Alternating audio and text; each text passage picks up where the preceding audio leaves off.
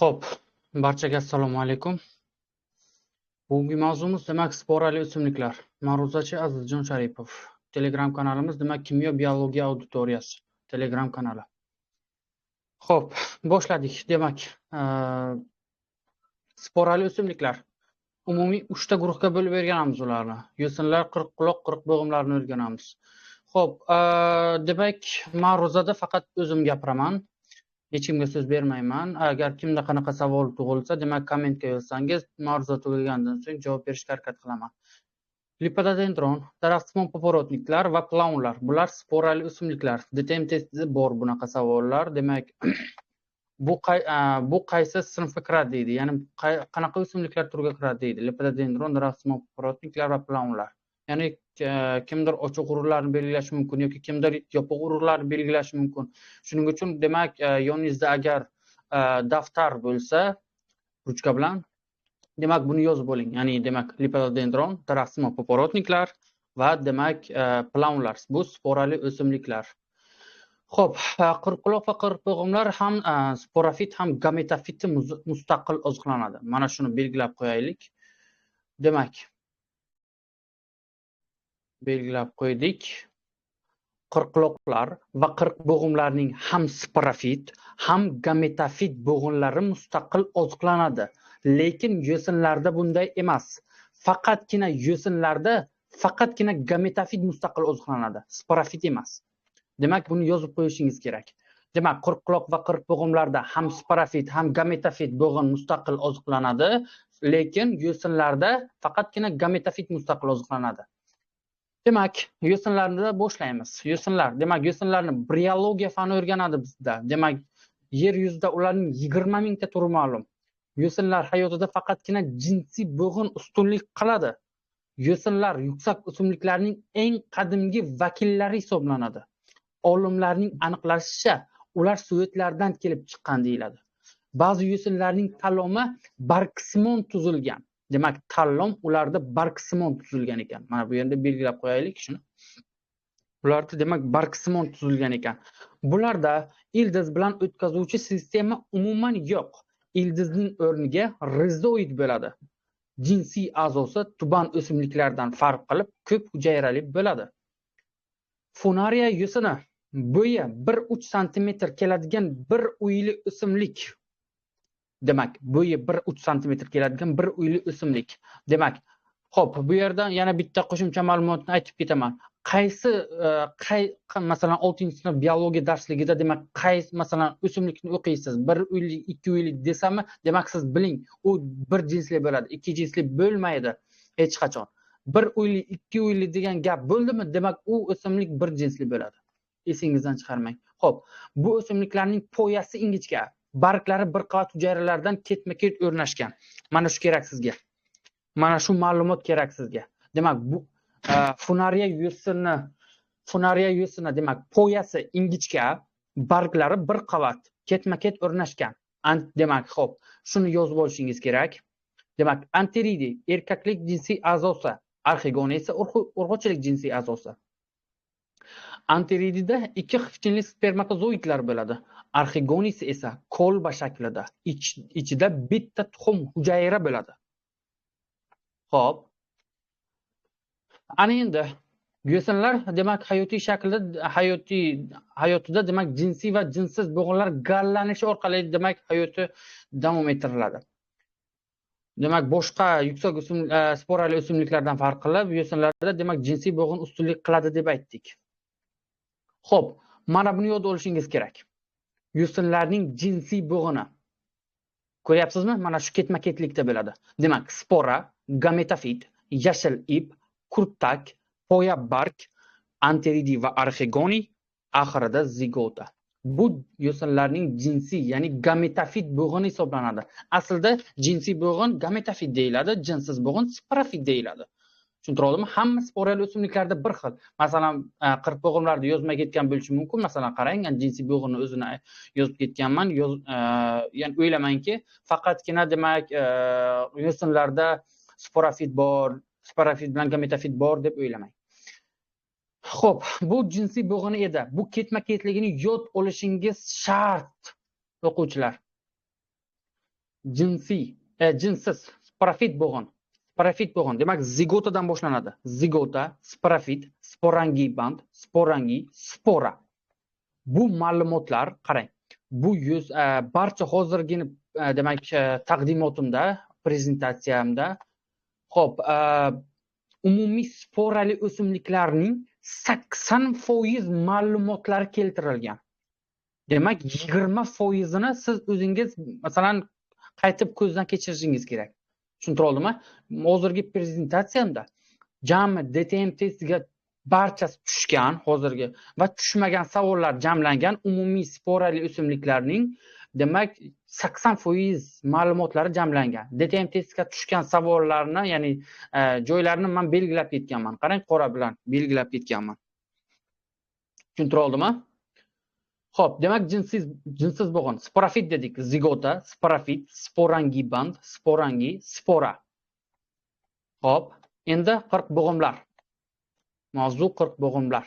Navbat 40 bo'g'imlarga. Yer yuzida 40 bo'g'imlarning 30 dan ortiq turi aniqlangan. Bu o'simliklarning O'zbekistonda bitta turkumga mansub ikkita turi uchraydi. Shuni kattaroq qilib belgilab olaylik.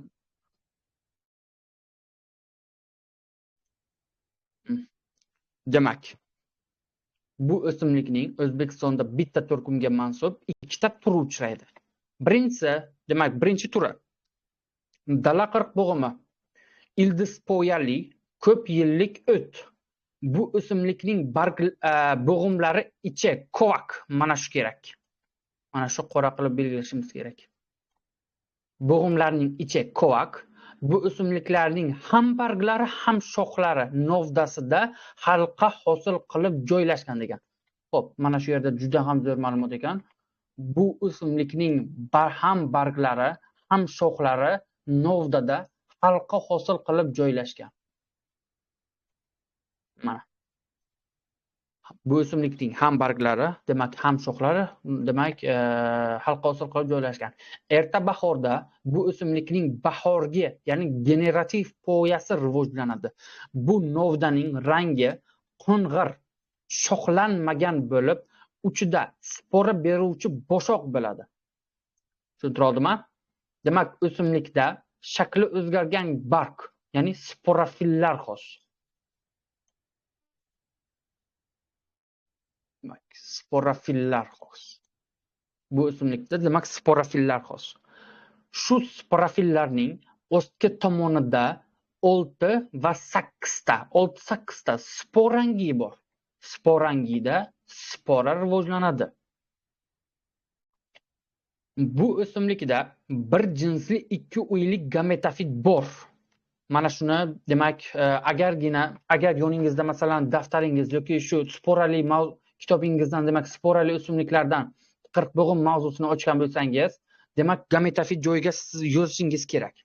Shuni yozing iltimos. Chunki bu jumla, ya'ni bu savol testda bor, DTM testida bor. Xo'p, 40 bo'g'imlarda bir jinsli 2 uylik gametofit bor. Tushuntira oldimmi? Demak, bu 40 bo'g'imlarda gametofiti yashil, chetlari bo'lingan o'simta. Yuksak sporalilarda, xo'p, bu qo'shimcha ma'lumot, bu kitobda yo'q, bu qo'shimcha ma'lumot. Shuni belgilab kelaylik. Bu DTM testida bor, variantlarda bo'ladi. Yuksak sporalilarda urug' kurtak paydo bo'lishi aramorfoz. Nima degani aramorfoz? Ya'ni paydo bo'lishi, birinchi marta paydo bo'lgan. Aramorfoz yuksak sporalilarda. Yuksak sporalilarda nima bor? Nima kiradi? Qirqbog'im va qirqquloq kiradi. Qirqbog'im va qirqquloqlarda demak urug' kurtak paydo bo'lishi bu aramorfoz. Sizda testda shunday keladi. Demak, yuksak sporalilarda urug' kurtak paydo bo'lishi aramorfoz. Hammi yoki yo'qmi? Xato savol, xato jumlami yoki to'g'ri jumlami? Shunday keladi sizda. Tushuntira oldimmi? Xo'p, urg'ovchi gametofit erkak gametofitidan kattaroq. Qarang. Urg'ovchi gametofit erkak gametofitdan kattaroq. Spermatozoidi ko'p xivchinli. Yo'sinlarda 2 xivchinli edi. Demak, 40 bo'g'imlarda va qirqquloqlarda spermatozoid ko'p xivchinli. 40 bo'g'imlarda urug'lanish faqatgina suvda amalga oshadi.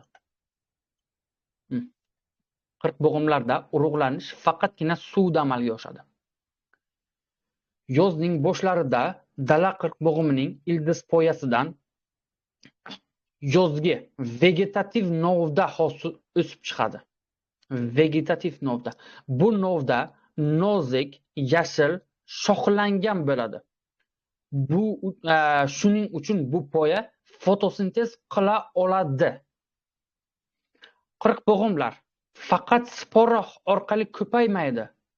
Vegetativ yo'l bilan, ya'ni ildiz poyalar orqali ham ko'payishi mumkin. Faqatgina spora orqali ko'paymaydi. Sershox qirqbo'g'im bu tur dala qirqbo'g'imidan mana shu kerak, mana shu joyi kerak. Mana shu joyi, demak, siz abituriyentlarga kerak.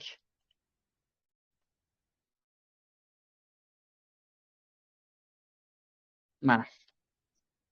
Demak, sershox qirqbo'g'im bu tur dala qirqbo'g'imidan bahorgi poyasining yo'qligi va spora beruvchi boshoqlari shoxlangan novdalar uchida joylashganligi bilan farq qiladi deyilgan.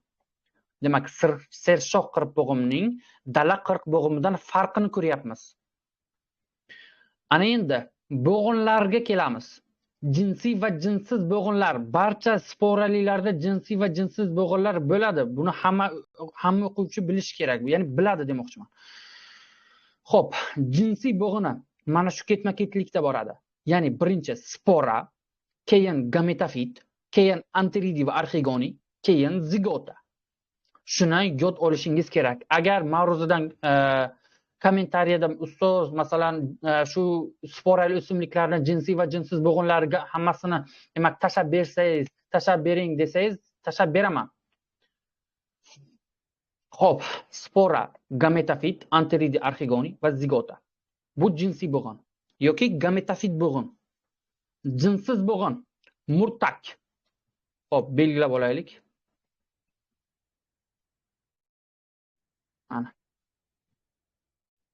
Mana murtak, sporafit, ildiz poya, generativ poya, spora beruvchi boshoq, sporafil, sporangi va spora. Ko'ryapsizmi? Mana shu ketma-ketlikda boradi jinsiy bo'g'in. Shuni yod olishingiz kerak o'quvchilar. Agar buni yodlay olmasangiz, muammoingiz bo'laveradi. Bitta kam chiqaveradi, o'tsa bo'lmaydi. Bitta kam chiqaveradi u. O'tsa hech qachon bo'lmaydi. Qirqbo'g'imlarning sporafiti poya bargli hisoblanadi. Qirqbo'g'imlarda sporafit poya bargli bo'ladi. Men bekorga buni demak belgilab ketmayapman. Demak, qirqbo'g'imlarda sporafit poya bargli. Xo'p, kalamit, qirqbo'g'im, kordait bu ochiq urug'li. E'tibor qiling o'quvchilar, 6-sinf darsligida bu kalamit bilan kordait yo'q, lekin 11-sinf darsligida bor. Men bir nechta kitoblardan umumiy qilib men prezentatsiya tayyorlaganman. Ya'ni taqdimot tayyorlaganman. Demak, kalamit, qirqbo'g'im, kordait, ochiq urug'li. Xo'p, ketdik.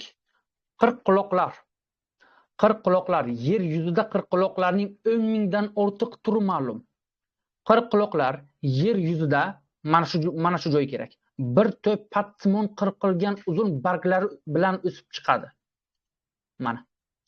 Demak, qirqquloqlar yer yuzida bir to'p patsimon qirqilgan uzun barglari bilan o'sib chiqadi. Qirqquloqlar o'sishi jihatdan qirqbo'g'imlarga o'xshasa-da, lekin barglari yirikligi va spora beruvchi boshoq bo'lmasligi bilan farq qiladi. Demak, qirqquloqlar qirqbo'g'imlarga demak o'sish jihatdan o'xshaydi.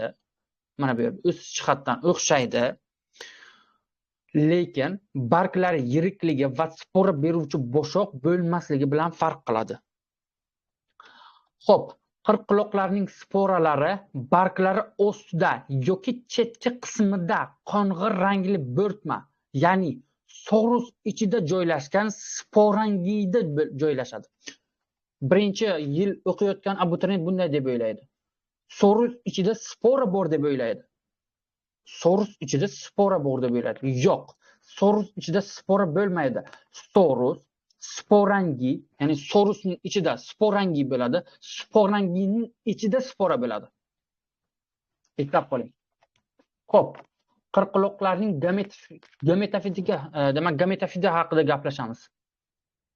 Qirqaloqlarning gametofiti 1 santimetr keladigan yashil yupqa demak yuraksimon o'simta. Mana shu kerak. Mana shu joy kerak. Demak bu qirqaloqlarda. Demak qirqaloqlarning gametofiti 1 santimetr keladigan yashil yupqa yuraksimon o'simta. Bu gametofit rizoid bilan tuproqqa birikadi. E'tibor qiling. Gametofiti rizoidli deyapti. E'tibor qiling. Gametofit rizoidli bilan tuproqqa birikadi. Zuhrasoch. Endi demak zuhrasoch qirqalog'i ildizpoyali ko'p yillik o't. Barglari keng nashtarsimon. Uzunligi 10-40 santimetr. Xo'p. Hozir demak noyabr oyi. Noyabr oyida demak 6-sinf biologiya darsligini siz o'qigan bo'lishingiz kerak. Xo'p, endi savol beraman. Yana 10-40 santimetr qaysi o'simlik edi? 10-40 santimetr. Xo'p, agar kim topgan bo'lsa, demak kommentga yozsin. 10-40 santimetr. Demak, xo'p, keng nashtarsimon, barglari demak keng nashtarsimon, uzunligi 10-40 santimetr. 2-3 karra patsimon bo'lingan. Xo'p, barglari qisqa bandli, barg ostida soruslar joylashgan. Sorusda sporangida spora yetiladi. Xo'p, suv qirqalog'i 1 yillik ildizsiz o'simlik. Ingichka va kalta poyasidagi bo'g'imlarda 3 tadan barg joylashgan.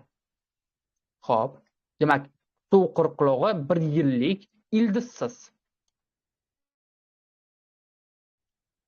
1 yillik ildizsiz. Ingichka va kalta poyasidagi bo'g'imlarda 3 tadan barg joylashgan. 2 ta bargi butun bo'lib suv yuzasida, demak, 2 ta bargi butun bo'lib suv yuzasida, 3-chi bargi qirqilgan bo'lib suv ostida turadi. Suv ostidagi barglarida sorus bo'ladi. Sporangida 2 xil spora bo'ladi. Demak, bu suv qirqalog'i haqida edi. Ana endi demak bo'g'inlari, ya'ni jinsiy va jinsiz bo'g'inlari haqida gaplashamiz. Xo'p. Jinsiy bo'g'ini. Birinchi, demak, spora, gametofit, anteridi archigoni, zigota. Jinsiz bo'g'in: murtak, sporafit, ildizpoya, sorus, sporangi, spora. Buni yozib olishingiz kerak. Xo'p, har ehtimolga qarshi bu demak video darsini kanalga tashlab qo'yaman. Xo'p, qaytib ko'rishingiz uchun yoki demak chatga kirmaganlar qaytib ko'rishi uchun kanalga tashlab qo'yaman buni. Agar kimda qanaqa savollar bo'lsa, bemalol kommentga yozing, eshitaman buni. Xo'p, ko'ramiz. Qani kim komment yozibdi? Hech kimda savol yo'q ekan demak. Hech kim komment yozmagan, hech kimda savol yo'q ekan demak. Xo'p. Demak, siz bilan demak rahmat. Ma'ruzachi demak Azizjon Sharipov, Buxoro davlat tibbiyot universiteti davolash fakulteti talabasi.